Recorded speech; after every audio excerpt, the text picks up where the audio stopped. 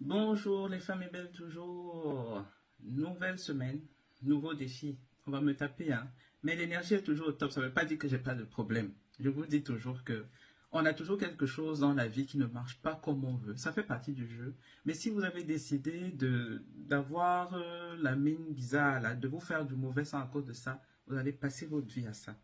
Concentrez-vous sur ce qui fonctionne. Gardez l'énergie au top. Parce que ce qui ne fonctionne pas fonctionnera demain. Et même si ça ne fonctionne pas demain, c'est pas grave. Demain, on est mort. Donc, pas de stress. Excellente semaine à vous, mesdames. Et bienvenue sur Femmes et Belles, toujours pour le Congossa intellectuel du quotidien.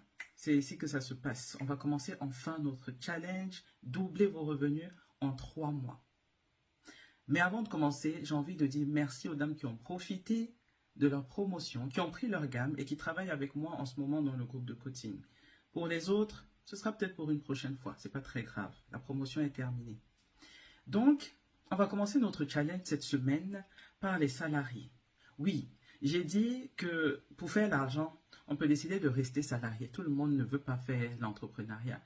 Et on n'est pas ici pour juger, ok? Donc on va commencer par les salariés parce qu'en tant que salarié, vous avez la possibilité de doubler vos revenus vous aussi, d'accord?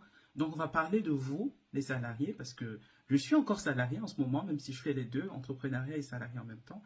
Et ensuite on parlera de l'entrepreneuriat. Donc ce week-end, je vous ai envoyé CV, mon CV, ma lettre de motivation et mon speech, c'est-à-dire ce que j'utilise pour bluffer les gars pendant l'entretien. J'ai envoyé ça aux dames qui ont mis dans les commentaires de la vidéo du vendredi, oui, je le veux, qui se sont engagés. Parce que quand vous ne vous engagez pas, ça veut dire que soit vous n'en avez rien à faire, soit vous connaissez déjà tout et puis vous n'avez pas besoin de moi ou de ce que je peux vous donner comme information. Donc c'est OK avec ça aussi, il n'y a pas de problème. Donc j'ai envoyé tout ça aux femmes qui voulaient l'information et qui veulent level up. Merci à vous aussi, mesdames. Donc, aujourd'hui, on va parler du CV. Je vais essayer de vous expliquer ce CV-là que je vous ai envoyé pour que vous puissiez comprendre les rubriques. Je ne vais pas vous parler de toutes les rubriques aujourd'hui. On va le faire dans de petites capsules pour qu'elles ne soient pas longues. J'avais dit des capsules de 2-3 minutes, mais ça va dépasser. Ok, on va faire du mieux pour que ce ne soit pas très long, pour que vous n'ayez pas trop d'informations d'un coup. Donc, dans le CV que je vous ai envoyé, alors je vais le mettre sur mon écran juste en face de moi pour vous expliquer. Vous avez au début du CV, ok, vous avez le prénom, le nom. Vous allez commencer par mettre votre prénom et votre nom, en gros.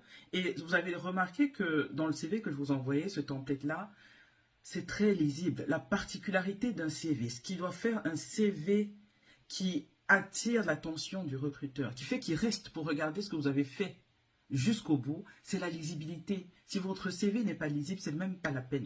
Le recruteur ne va pas se prendre la peine, la tête pour chercher.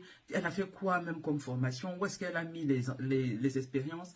Ça doit être clair, lisible. C'est-à-dire quand il tombe sur votre CV, il a les informations qu'il veut tout de suite. Et donc, le CV que je vous ai envoyé répond à ce critère. Premier critère de lisibilité. Adaptez-le à vous. J'ai mis nom, prénom, vous mettez votre nom, prénom, l'intitulé du poste qui vous intéresse.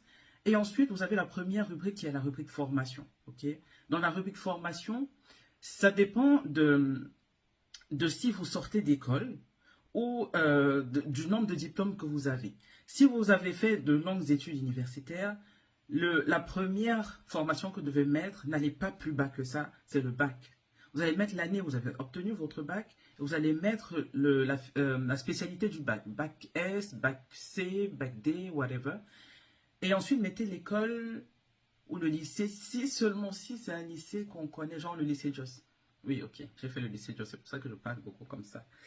Vous mettez le lycée Joss, ok? J'ai eu mon bac C au lycée Joss en, je sais pas moi, 2003. Oui, moi c'était 2003. Et ensuite, vous mettez au fur et à mesure, ça doit être dans l'ordre croissant, bac, licence, maîtrise, diplôme d'ingénieur, MBA, whatever. Vous mettez à chaque fois l'année, le diplôme, la spécialité. Et l'école, si c'est une école de renom. Si ce n'est pas une école qu'on connaît beaucoup, ce n'est pas la peine de mettre l'école, vous mettez le diplôme. Donc ça, c'est la partie formation. Ensuite, si vous avez fait des certifications sur un logiciel ou sur quelque chose que vous avez déjà utilisé pendant vos expériences précédentes, mettez la certification parce que c'est intéressant, ça va appuyer votre CV. Les compétences fonctionnelles vont venir en troisième. Et quand je parle de compétences fonctionnelles, ça peut être relevant pour votre filière ou pas du tout. Mais les compétences fonctionnelles, c'est les échanges que vous avez eus avec le métier dans le travail que vous avez fait. Est-ce que vous avez eu des réunions avec le métier? Est-ce que vous avez dû faire des specs fonctionnels et pour ça vous avez dû avoir des interactions, plusieurs interactions avec le métier? Mettez ça parce que ça va remonter que vous avez l'expertise du relationnel avec les personnes qui sont le plus proches du métier des entreprises. C'est très important aussi pour les recruteurs. D'accord?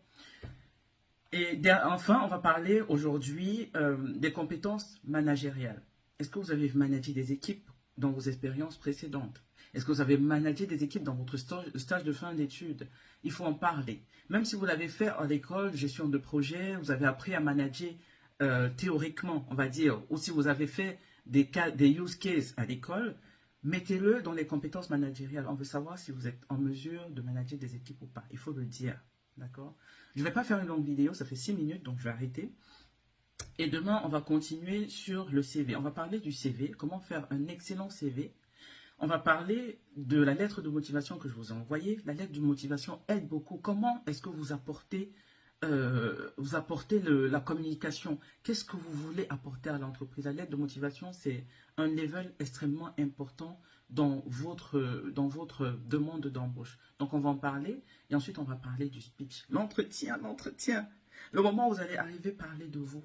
Le moment où vous allez parler du salaire. On va parler de ça cette semaine-ci. Donc, restez connectés sur Femmes et Belles toujours pour multiplier vos revenus par 2. Au moins, minimum par 2. OK?